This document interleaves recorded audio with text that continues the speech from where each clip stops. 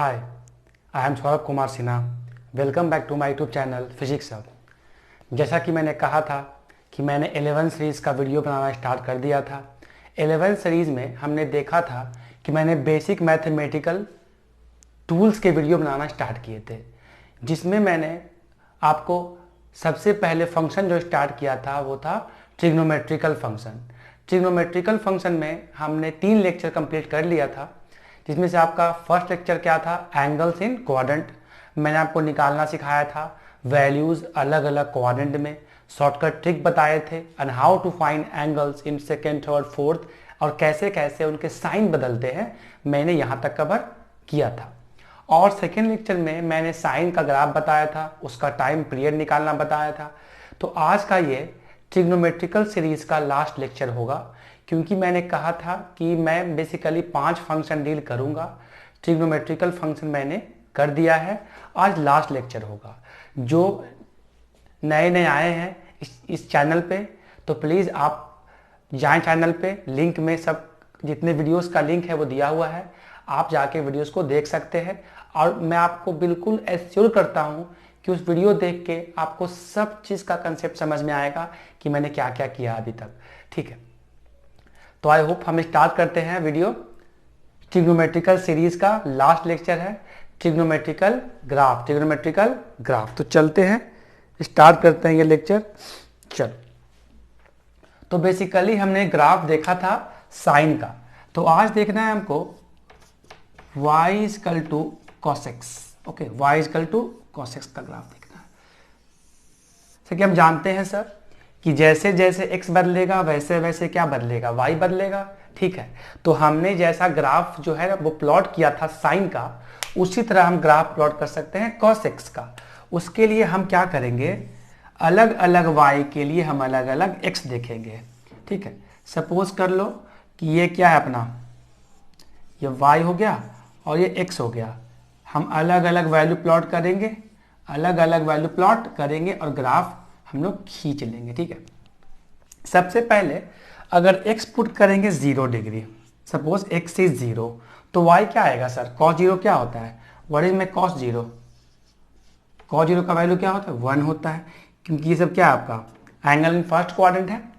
Again अगर x में put करूंगा π/2, ले लो क्या 90 डिग्री, क्या ले लेंगे 90 डिग्री, तब वैल्यू क्या आएगा y का 0 आएगा, बिकॉज cos 90 क्या होता है, cos 90 0 होता है। What is cos 90, cos 90 degree is 0। Okay, चलो अब देखते हैं। हम जानते हैं कि ये मेरा क्या था, this was my circle and whole circle is divided into 4 quadrant. ये 0 हो गया, ये 90 हो गया, ये 180 हो गया, ये कितना हो गया 270 हो गया, और ये 360। ठीक है, चल अब देखते हैं cos पाई का वैल्यू। cos पाई का वैल्यू सबसे पहले अगर मुझे कहा जाए cos 180 निकालो, cos 180 निकालो, तो मैं क्या करूंगा सर cos 180 निकालने के लिए। cos 180 कहाँ लाई कर रहा है, सेकेंड क्वाड्रेंट में, this is lying in second quadrant. तो कैसे लिखूंगा मैं इसको, cos 90 प्लस 90 लिख सकता हूं, cos 90 प्लस 90। आप जानो सेकेंड क्वाड्रेंट में cos क्या होता है, नेगेटिव होता है, बिकॉज फर्स्ट क्वाड्रेंट में साइन cos को छोड़ के सभी क्या होते हैं, नेगेटिव होते हैं। तो cos 90 प्लस 90 स्टार्ट कहां से हो रहा है, वर्टिकल से, तो बदलेगा तो क्या हो जाएगा minus sine 90। What is value of sine 90, 1। So अगर मैं पाई रखता हूं तो वैल्यू क्या आ जाएगा -1। समझ में आ रहा है बात। अब क्या है 270 डिग्री, कितना 270, आप ही बताओ cos 270 निकालने के लिए क्या करूंगा। सबसे पहले cos 270 कहाँ लाई कर रहा है, थर्ड क्वाड्रेंट में, तो मैं क्या करूंगा cos 180 प्लस थीटा लिखूंगा, cos 180 प्लस थीटा लिखूंगा, मैं cos 180 प्लस थीटा लिखूंगा। तो ये क्या हो जाएगा आपका cos 180 प्लस 90। ये आपको निकालना आता है, हमने फर्स्ट लेक्चर में एंगल निकालना सीख लिया था कि डिफरेंस क्या था, वर्टिकल से लेते हैं तो साइन कॉस में बदल जाता है, टैन कॉट में बदल जाता है, बट हॉरिजॉन्टल से लेते हैं तो साइन ही बाहर निकलता है। देखो cos 180 प्लस 90 स्टार्ट कहां से कर रहे हैं, दिस एक्सिस से, cos 180 में जोड़ रहे हैं, स्टार्ट कहां से हो रहा है, हॉरिजॉन्टल से, तो क्या हो जाएगा ये, बट थर्ड क्वाड्रेंट में है तो थर्ड क्वाड्रेंट में कॉस क्या होता है, निगेटिव होता है। तो क्या हो जाएगा बताओ, कॉस माइनस कॉस 90, हॉरिजॉन्टल से है तो कॉस कॉस में बाहर निकलेगा, cos 90 is 0। So what is value of 3π/2 अगर रखते हैं तो y क्या हो जाएगा 0। एक बॉक्स और बाकी रह गया मेरा, एक बॉक्स और बाकी रह गया, कौन सा, अगर x रखोगे 2π तो cos का वैल्यू क्या हो जाएगा बताओ, x अगर 2π रखते हो तो cos का वैल्यू क्या होगा, निकाल के अपन देख लेते हैं, निकाल के अपन देख लेते हैं किसका वैल्यू क्या आएगा, ठीक है ना। चलो मैं आपके लिए निकाल रहा हूं एंगल, क्योंकि हम लोग ये काम कर चुके हैं अपने लेक्चर्स में। चलो अब देखते हैं थोड़ा सा, अगर इसका वैल्यू कुछ ऐसा आएगा, सपोज अगर मैं निकालता हूं cos 360 डिग्री, ये कहाँ लाई कर रहा है सर, फोर्थ लाई कर रहा है फोर्थ क्वाड्रेंट में। इसको ऐसा लिखा जा सकता है क्या, cos 270 प्लस 90, बोलो 270 स्टार्ट कहाँ से कर रहे हैं, वर्टिकल से, तो cos साइन में बदल जाएगा, लेकिन फोर्थ क्वाड्रेंट में cos और से क्या होता है पॉजिटिव, तो ये क्या निकलेगा साइन 90 दैट इज 1। आप देख लो 0 रखा, π/2 रखा, पाई रखा, 3π/2 रखा, 2π रखा, तो हमको सर्टेन वैल्यूज मिल गए y के, मतलब ये x जैसे जैसे बदल रहा है y का वैल्यू मुझे मिल रहा है। और हम जानते हैं कि साइन कॉस को हम लोग एंगल हम लोग अलग अलग क्वाड्रेंट में किस तरह से निकालते हैं हमने सीख रखा है। तो ये हमारा जो कुछ वैल्यूज था, ये हमारा कुछ वैल्यूज था। अब आपको पता ही, आपको दिख गया होगा सर कि ग्राफ प्लॉट करना है, साइन कॉस का डिफरेंस क्या है। जब साइन का ग्राफ प्लॉट करे थे हम लोग, तो हम लोग क्या देखे थे, कुछ याद आ रहा है कि साइन 0 पर 0 हो गया था, साइन 0 0 होता है, बट यहाँ कॉस 0 पे क्या हो गया 1 हो गया। मतलब जब आपका x 0 होगा तो ग्राफ कहाँ से स्टार्ट होगा 1 से, ग्राफ कहाँ से स्टार्ट होगा 1 से। ओके, नाउ इसका हम ग्राफ खींच सकते हैं, ठीक है। हम लोग ने साइन का ग्राफ खींचा था, उसके टाइम पीरियड भी निकाले थे। देखते हैं कि यहाँ टाइम पीरियड निकालेंगे तो क्या क्या इफेक्ट हो जाए, क्या क्या इफेक्ट हो जाएगा।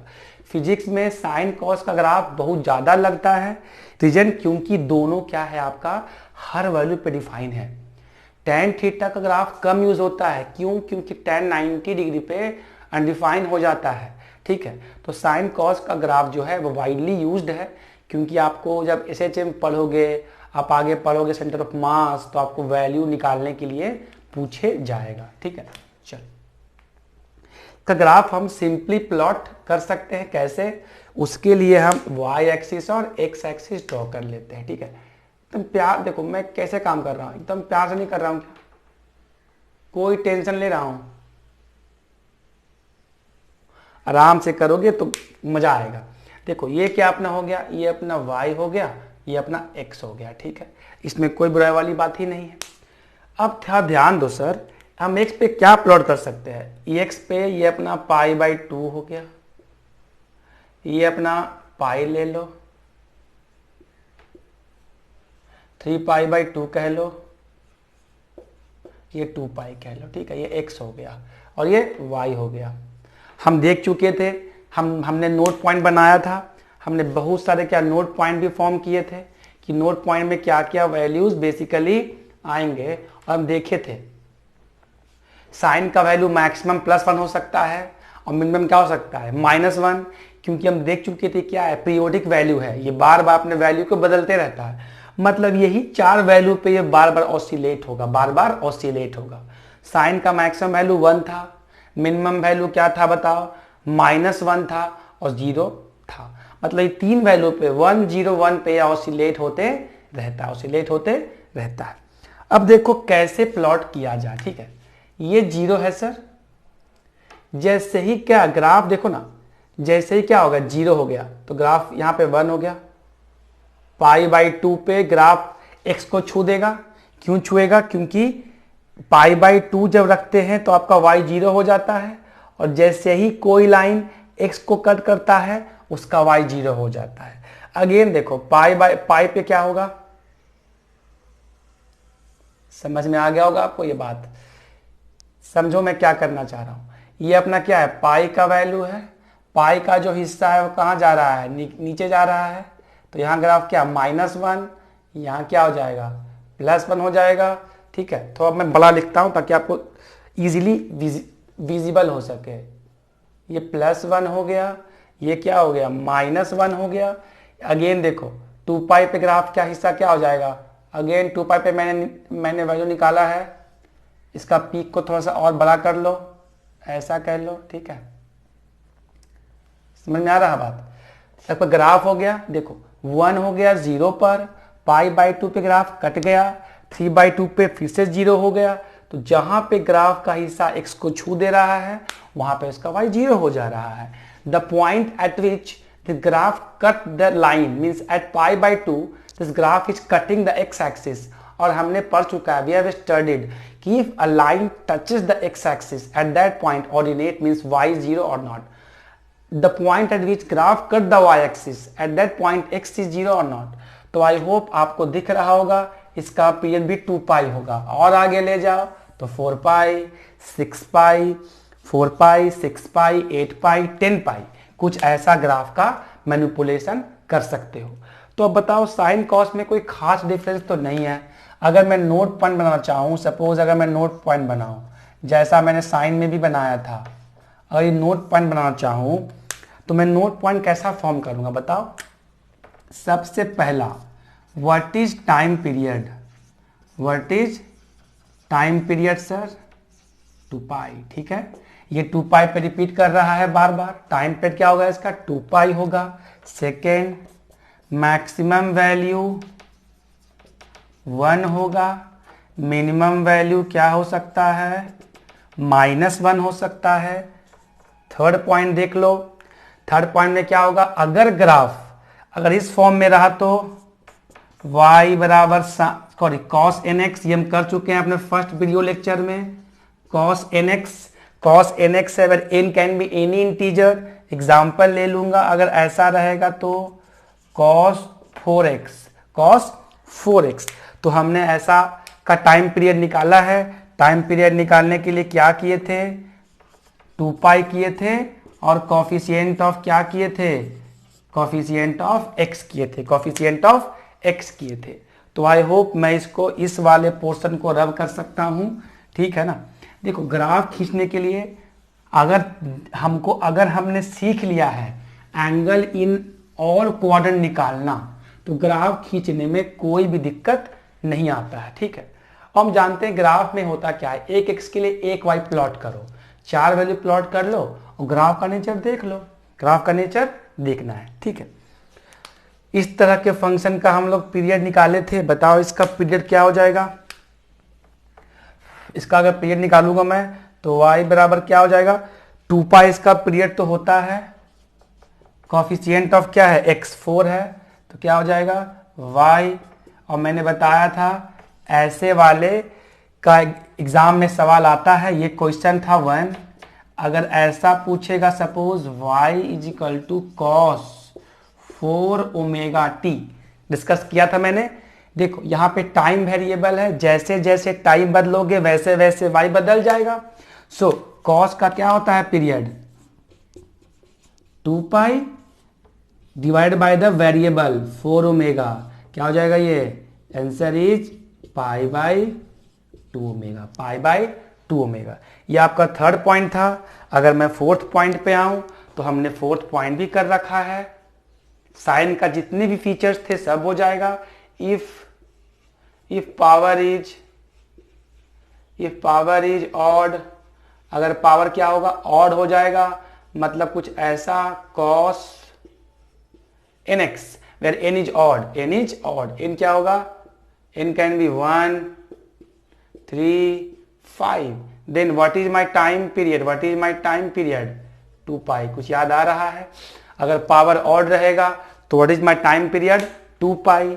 इफ पावर इज इवन, इसी में अपन अगर चाहें तो कर सकते हैं, इफ पावर इज इवन। तो this all are the important aspects of the sine function, this all are the important aspects of the sine function. ठीक है, कोई खास बात नहीं है, जो कॉस वाला था अपना वही क्या है, फिर से आ रहा है। तो आपको दिख रहा होगा कॉस का जो एवरी फंक्शन है ये फिजिक्स में यूज होता है 4 omega T sine omega T. तो निकालने का तरीका मैंने बताया था साइन के ग्राफ में कि ये फंक्शन क्या है, पीरियोडिक फंक्शन है, वैल्यू ऑसिलेट करते रहेंगे 1, 0 और -1 पे। तो ये 2 pi by coefficient of x, x is variable. Fifth point देख सकते हो, इफ पावर इज इवन, अगर पावर क्या हो जाएगा इसका, इवन हो जाएगा, मतलब मैं ऐसा लिख सकता हूं cos nx where n is even, मतलब 2, 4, 6। तो इस केस में what is my time period, time period is pi. अगर पावर क्या एग्जांपल ले लेंगे, cos square x, what is time period, pi, cos 4x time period pi, cos 6x time period is cos पे power 6x के, what is my time period, that time period is pi only. ठीक है, आगे आ रहा है बात समझ में। तो ये सब इंपॉर्टेंट फीचर्स थे। आपको मैं कुछ और ऑब्जर्वेशन दिखाता हूं अबाउट साइन एंड कॉस, जो आपको याद रखने में हेल्पफुल होगा। आप चाहे तो नहीं भी निकाल सकते हो, खुद आपको याद होगा बाय ट्रिक। ठीक है, पर देखो निकालने में कुछ नहीं है सर, मैंने पहले ही बताया है, जैसे ही बोलता है साइन 150 तो सबसे पहला बात जो क्लिक करना चाहिए वो क्या, कि साइन है और 150 है, तो 150 लाई कहां करेगा, सबसे पहले 150 कहां लाई करेगा, तो सेकेंड क्वाड्रेंट में। एंड सेकेंड थिंग, अगर सेकेंड क्वाड्रेंट में है तो सेकेंड क्वाड्रेंट में साइन का नेचर कैसा होता है, पॉजिटिव की निगेटिव। ये दो बात तो सोचना है। सेकेंड में साइन 150 है, साइन हमेशा प्लस से बाहर निकलेगा। और हॉरिजॉन्टल लाइन और वर्टिकल लाइन का ख्याल रखना कि वर्टिकल लाइन पे बदलता है साइन कॉस टैन कॉट में, बट हॉरिजॉन्टल लाइन पे कुछ चेंज नहीं होता है। ठीक है, तो हमने ये सब एस्पेक्ट्स देख चुके हैं। आपको ट्रिग्नोमेट्रिकल फंक्शन में मैंने मैथ्स के बहुत सारे पार्ट करवा दिए हैं, जो आप अगर मैथ में पढ़ोगे, कैलकुलस में जब आप पढ़ोगे ट्रिग्नोमेट्रिकल फंक्शन अलग से ही है, तो ज्यादा पढ़ना है वहां पे, modulus function, greatest integer function, least integer function, signum function.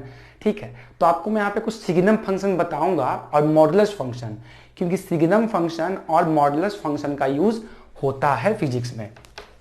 ठीक है, तो मैं फिर बोलता हूं, जितना भी मैंने बताया है, आप अगर बीएमटी के लेक्चर्स देखोगे तो इतने डिटेल में किसी ने नहीं बताया है, क्योंकि मुझे जरूरत पड़ता है और फिजिक्स में नीड होता है, इसीलिए मैं करवा रहा हूं। जल्दी खत्म होगा तो मैं वेक्टर और काइनेमेटिक्स स्टार्ट करने वाला हूं।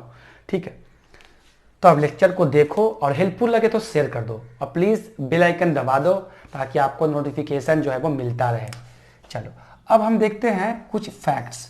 सर ये अपना सर्कल है, इसको मैंने कहा था हॉरिजॉन्टल लाइन, इसको मैंने कहा था वर्टिकल लाइन। ठीक बात है, पहले y बराबर साइन थीटा का ग्राफ देख लो। सर साइन थीटा का वैल्यू 1 कब हुआ था, कुछ याद आ रहा है, ये 0 है, ये π/2 कह लो, ये पाई हो जाएगा, ये 3 π/2 होगा, और ये क्या अपना 0 कह लो और 2 पाई कह लो, इसमें कोई बुराई वाला बात नहीं है। सर देखो साइन 90 पे वैल्यू क्या आया था, +1, कुछ याद आ रहा है, और ये जब था तो 0, पाई पे क्या था, पाई पे वैल्यू क्या था, 0 था, मतलब यहाँ पे वैल्यू क्या था, 0, और यहाँ +1 था और यहाँ -1 था। तो एक बात बहुत आप क्या यहाँ से कह सकते हो ना कि साइन का वैल्यू वर्टिकल एक्सिस पे क्या होता है, +1 एंड -1, एंड हॉरिजॉन्टल एक्सिस पे क्या होता है, यहाँ भी 0 और यहाँ भी 0। कह सकते हो कि साइन का वैल्यू जो 1 होता है, मैक्सिमम वैल्यू और मिनिमम वैल्यू कहाँ लाई करता है, मैक्सिमम वैल्यू और मिनिमम वैल्यू कहाँ लाई करता है, वर्टिकल एक्सिस पे। कह सकते हैं ना, साइन का जो मैक्सिमम वैल्यू है और मिनिमम वैल्यू है वो वर्टिकल एक्सिस पे लाई करता है और हॉरिजॉन्टल पे 0 होता है। ठीक है ना, तो ये भी आप याद रख सकते हो, निकालने का कोई जरूरत नहीं है। साइन का ग्राफ है π/2 पे 1, 3 π/2 पे -1 और 2 पाई पे 0 और ऐसे 0। और अगर निकालना तो हम सीख ही लिए हैं तो कोई टेंशन नहीं है। बट एक और फैक्ट मैं आपको दिखाना चाहता था कि साइन का ग्राफ जो है, जो इसका वैल्यूज होता है वो वर्टिकल एक्सिस पे ही मैक्सिमम और मिनिमम होता है। सिमिलरली आप अगर कॉस का बात कह लो, अगर आप यहां से कॉस का बात कह लो, y बराबर क्या हो जाएगा, सपोज मैं कॉस लिख लूँ, क्या कॉस थीटा लिख लूँ, ठीक है। तो कॉस थीटा लिखूंगा तो देखते हैं क्या होता है।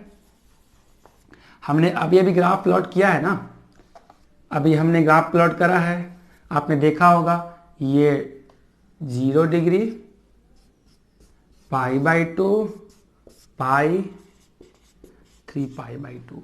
देखो सर कॉस 0 क्या था, 1 याद है, एंड कॉस पाई क्या आया था, -1। विश्वास नहीं तो अभी आप चेक कर लो, if you are not believing, मैंने अभी निकलवाया है वैल्यू, cos π/2 0 और ये क्या था 0। कुछ समझ में आया।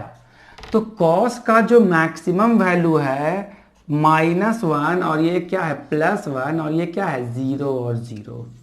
तो cos का जो मैक्सिमम और मिनिमम वैल्यू होता है वो लाई कहाँ करता है, हॉरिजॉन्टल एक्सिस पे। कहाँ पे, हॉरिजॉन्टल एक्सिस पे। और इसका जो 0 होता है वो वर्टिकल पे होता है। समझ में आ गया। तो ये एक और फैक्ट था। अगर आप सर्कल का बात कह लो तो कॉस का वैल्यू मैक्सिमम और मिनिमम कहाँ होता है, हॉरिजॉन्टल पे, और 0 कहाँ पे हो जाता है, वर्टिकल पे। ठीक है, तो ये कुछ और फैक्ट्स थे। अब हम चलते हैं ग्राफ टैन का प्लॉट करते हैं। क्या टैन का ग्राफ प्लॉट कर लेते हैं कि टैन में क्या क्या फैक्ट्स हैं, कैसे कैसे अपना नेचर जो है वो बदलेगा। ठीक है, y = tan x। ठीक है, सबसे पहले x जैसे जैसे बदलेगा y वैसे वैसे बदल जाएगा। ठीक है सर, इसको बोलते हैं tangent also. It's graph also looks like tangent, tangent. tan theta tan x है। मुझे एक बात बताओ सर कि हम लोग पढ़े हैं डोमेन x का वैल्यू।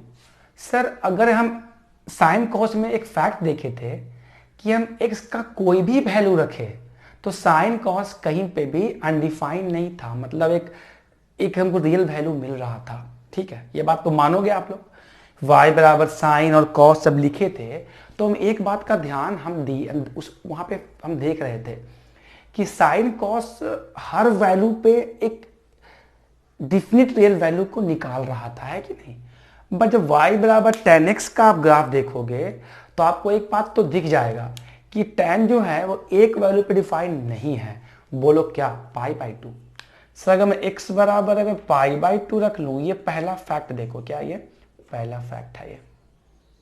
ठीक है ना, ये मैं क्या कर लूं, these are facts, some facts लिखूं अगर फैक्ट्स। ठीक है ना, फैक्ट्स लिखूं मैं तो पहला फैक्ट क्या हो जाएगा कि x बराबर π/2 जब लोगे तो क्या हो जाएगा, अनडिफाइन हो जाएगा। मतलब कि इसका वैल्यू क्या आएगा, इन्फिनिटी आएगा। बिकॉज tan π/2 क्या होता है, tan 90 क्या होता है आपका, tan 90 इन्फिनिटी होता है। मतलब कि ये π/2 को छोड़ के सब पे डिफाइन होगा।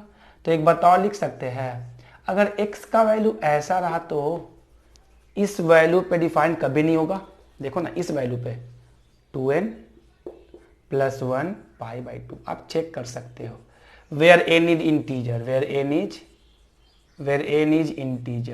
Is integer.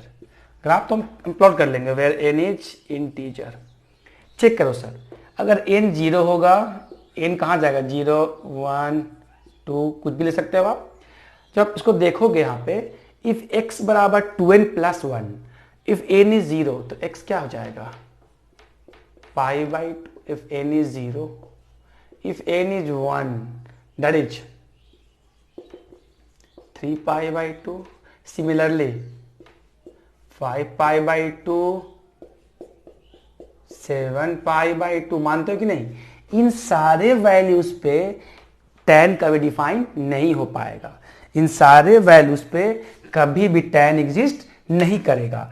तो what is my domain, domain क्या होता है, x का वो वैल्यू जिसके लिए y का एक रियल वैल्यू मिले। ठीक है, अब खुद चेक करो ना सर, इन सब सारे x के वैल्यू पे y क्या होगा, अनडिफाइन होगा। y जो होगा वो अनडिफाइन हो जाएगा। ठीक है, चलो हम ये दोनों फैक्ट देख लिए।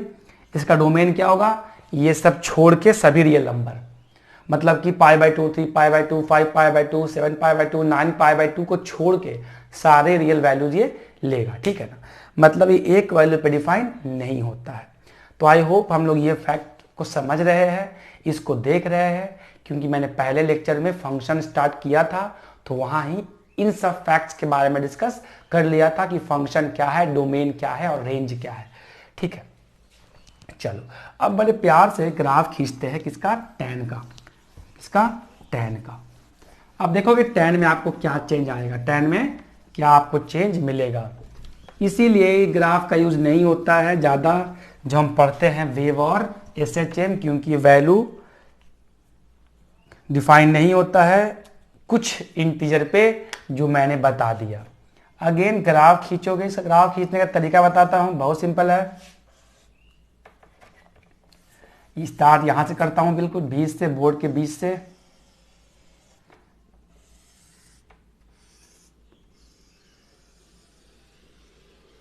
ये x कह लो, अगेन ये y कह लो, क्योंकि हम ग्राफ प्लॉट कर रहे हैं, क्या, ग्राफ ऑफ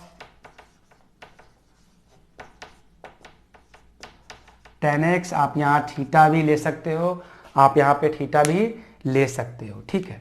चलो ये हो गया 0, π/2, पाई। ऐसा लिखने पे मतलब मैंने सारे क्वाड्रेंट को कवर कर लिया। यहाँ चले जाओ, π/2 माइनस पाई, 3π/2 और 2π, ठीक बात। हमने प्लॉट कर लिया। देखो अब नियम क्या है, ग्राफ π/2 पे तो डिफाइन है नहीं, अभी डिस्कस किया था, तो π/2 पे एक लाइन खींच लो। इस पे भी डिफाइन नहीं है, एक लाइन खींच लो।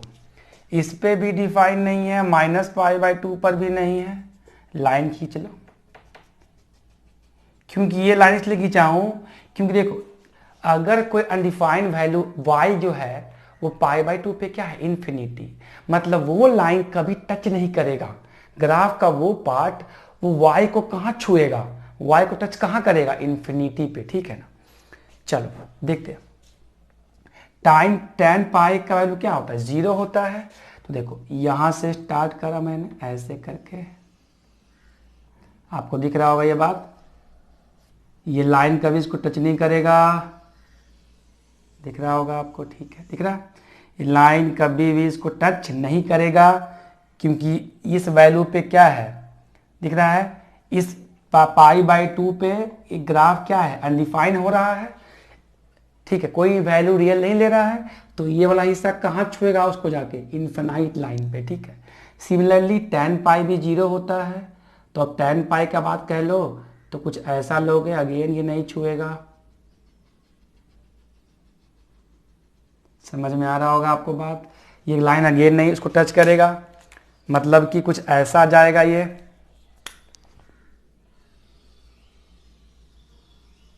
ठीक बात, समझ में आ रहा होगा, ठीक है। ये काफ़ी है वो दिखाने के लिए, मैं चाहूँ तो यहाँ से भी दिखा सकता हूँ, इसमें भी कोई बुराई वाली बात नहीं है, ठीक है ना। अब एक बात मुझे बता दो सर, कि इसका जो पीरियड है देखो ना 0 पाई, अब क्या होगा 2 पाई, क्या हो जाएगा 2 पाई। देखो 0 pi, what is my difference, pi, 2 pi pi, what is my difference, pi. समझ में आ रहा है। तो हम यहां से अगर नोट पॉइंट फॉर्म करना चाहे, सपोज ये मेरा नोट पॉइंट मान लो, कुछ नोट पॉइंट्स बनाना चाह रहे हैं, तो फर्स्ट नोट पॉइंट क्या होगा, what is my time period, what is my time period, that is pi और नॉट, देख लो n पाई कह लो, क्या कर लो n पाई, n पाई, ठीक है। ग्राफ कट कर रहा है 0 को, ये पाई हो गया, तो क्या हो गया पाई -0 difference pi, 2 pi minus pi पाई, तो what is my time period 2 पाई, ठीक है।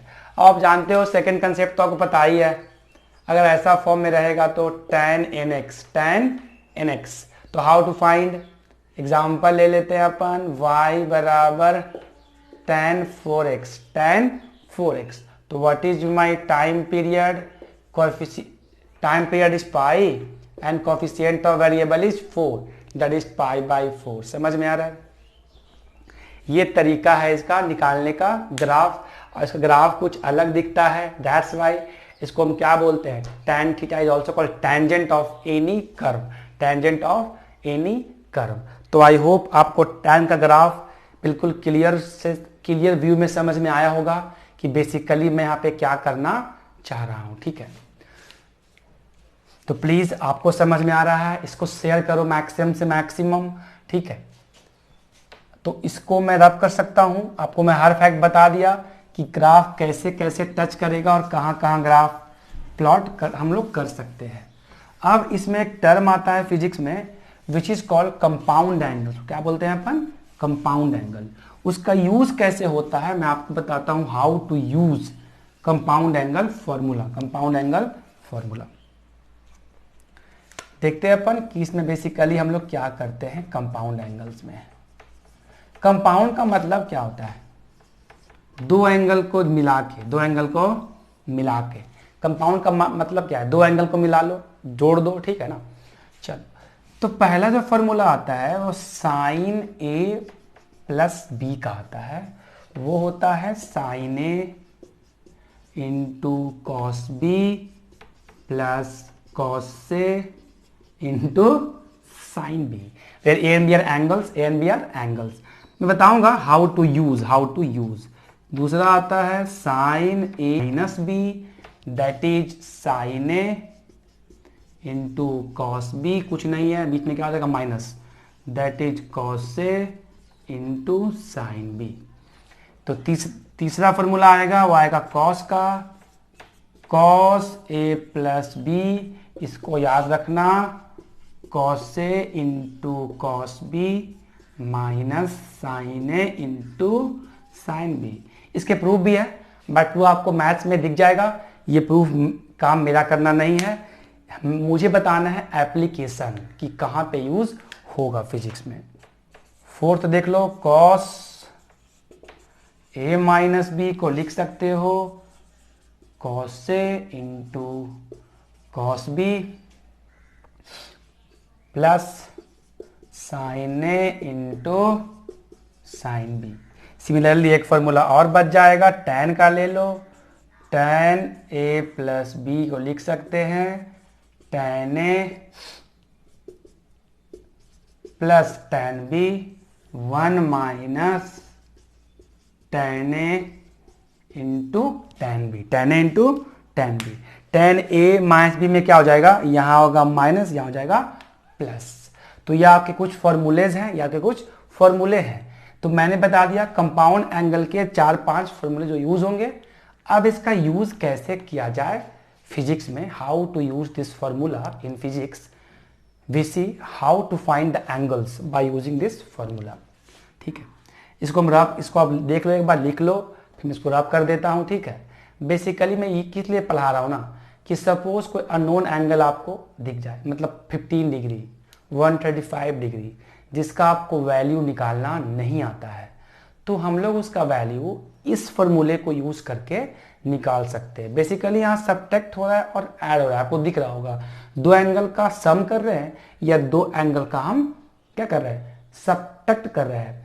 अब इसको करने के पीछे कुछ यूजफुल इंफॉर्मेशन है जो मैं निकालना चाहता हूं, तो उसको हम देखते हैं कि कैसे करेंगे। ठीक है, चलो, तो सबसे पहला मैं क्वेश्चन लेता हूं जो आपको समझने में आप समझ पाओगे कि मैं क्या करना चाह रहा हूं। सर अगर कोई इसका वैल्यू बोले साइन 15 डिग्री का, क्या है 15 डिग्री, मुझे बताओ कि आपको साइन 15 डिग्री निकालना आता है? निकालना आता है? नहीं आता है। ठीक है, आप निकाल नहीं सकते हो। तो देखो साइन 15 को निकालने के लिए हम क्या करते हैं कि साइन 15 को कुछ ऐसा एक्सप्रेस कर दें, साइन 15 को कुछ ऐसा एक्सप्रेशन में लिखे कि या तो सम हो के 15 आ जाए, या तो क्या हो जाए, सब्ट्रैक्ट हो के 15 आ जाए। समझो मैं क्या कहना चाह रहा हूं, 15 को ऐसा एक्सप्रेस करो कि वो कुछ नोन एंगल के फॉर्म में आ जाए जिसका हमको वैल्यू पता है। 15 डिग्री को कुछ ऐसा एक्सप्रेस करो कि नोन वैल्यू के एंगल में आ जाए, या तो सम करना पड़े या तो ऐड करना पड़े। तो देखो साइन 15 है ना, अभी हम पढ़े हैं साइन ए माइनस बी, क्या इसको ऐसा लिख सकते हो साइन 45 माइनस 30, कोई दिक्कत वाली बात तो नहीं है। साइन ए, इसको इससे करो compare, sign A minus B से, ठीक है। अब इसका वैल्यू मैंने क्या कहा, साइन 15 डिग्री एक अननोन वैल्यू है, ठीक। इसको एक्सप्रेस करो या तो जोड़ के, या तो ऐड करके इतना लाओ, या तो सब्ट्रैक्ट करके इतना लाओ। इसको 15 डिग्री होना चाहिए, और जो सम कर रहे हो और ऐड कर रहे हो उसका वैल्यू हमको नोन एंगल में पता होना चाहिए। 45 डिग्री एक नोन एंगल है, मुझको पता है। 30 एक नोन एंगल है, मुझको पता है। आई होप आपको इसका यूज समझ में आ रहा होगा कि कैसे करेंगे, ठीक है। चलो अब साइन 15 का वैल्यू निकाल सकते हैं। साइन ए माइनस बी का फॉर्मूला क्या होता है, साइन ए मतलब sine 45 degree into cos B, ये ए है और ये बी है। कॉस बी क्या है, कॉस 30 डिग्री, माइनस करोगे cos A into sign 30। Now can find the value 1/√2 cos 30 बोलो, √3/2 cos 45, 1/√2 sin 30 हाफ। इसका वैल्यू क्या हो जाएगा, √3/2√2 माइनस 2/2√2, एलसीएम ले लो, क्या आ जाएगा 2√2√3 माइनस 1। इसको और सॉल्व करोगे, अगर मान लो क्या करेंगे बाय यूजिंग व्हाट, रेशनलाइजेशन, तो आपको वैल्यू कुछ आ जाएगा। तो आई होप साइन 15 का वैल्यू कुछ ऐसा दिख गया, ठीक है। समझ में आ गया करना क्या है। अब मैं 2-3 वैल्यू आपको और निकाल के दिखा देता हूं कैसे होगा। tan 15 होता तो tan a माइनस बी होता, सिर्फ फॉर्मूला बदल जाते, फॉर्मूले बदल जाते। आई होप आपको समझ में आ रहा होगा इसका यूज कैसे करना हमको है, ठीक है। चलो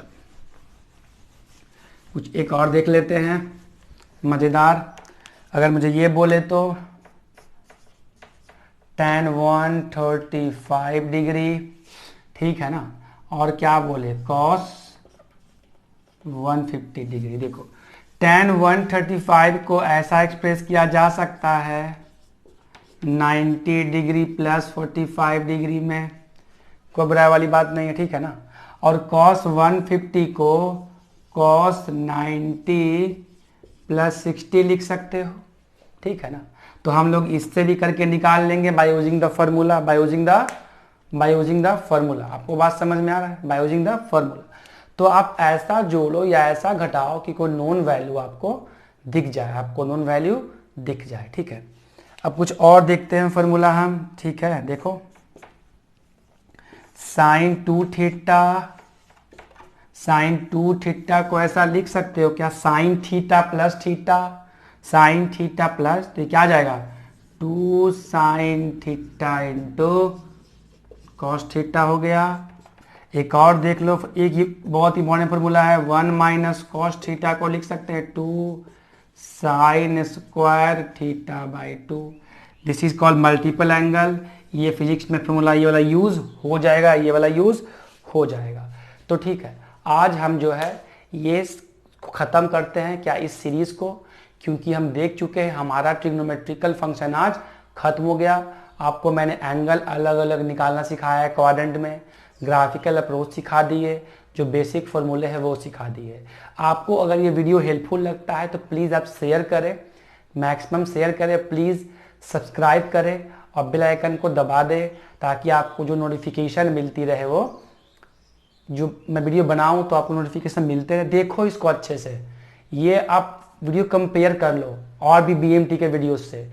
मैंने हर चीज़ को बड़े अच्छे से एक्सप्लेन करके बताया है, ठीक है। अगर आप ये सब काम करते हो तो आपको आने वाले चैप्टर्स में दिक्कत नहीं होगा, आप कंसेप्चुअली साउंड रहोगे, ठीक है। तो thanks for watching and please do subscribe and hit the bell icon, ठीक है। मुझसे कहा गया था कि सर आप वीडियो सिर्फ इंग्लिश लैंग्वेज में ही बना रहे हो, इसलिए मैं हिंदी में स्टार्ट किया बनाना वीडियोस, ठीक है। तो अब मैं चाहता हूँ कि दोनों लैंग्वेज में बनाऊँ, ताकि मैक्सिमम से मैक्सिमम लोगों तक पहुँच सके। ओके, तो नेक्स्ट लेक्चर आप लोग मिस मत करना, क्योंकि नेक्स्ट वीडियो में मैं क्या बताऊंगा, लॉग का प्रॉपर्टी और एक्सपोनेंट का प्रॉपर्टी और बायनोमियल एक्सपेंशन, जो कि बहुत इंपॉर्टेंट होगा। Thanks for watching. Please do subscribe, and just if you find this video very helpful for you, please do share to some needy student who are not going to some coaching, because I am giving all the content free of cost. After that I will give you PDF and notes also. Thanks for watching.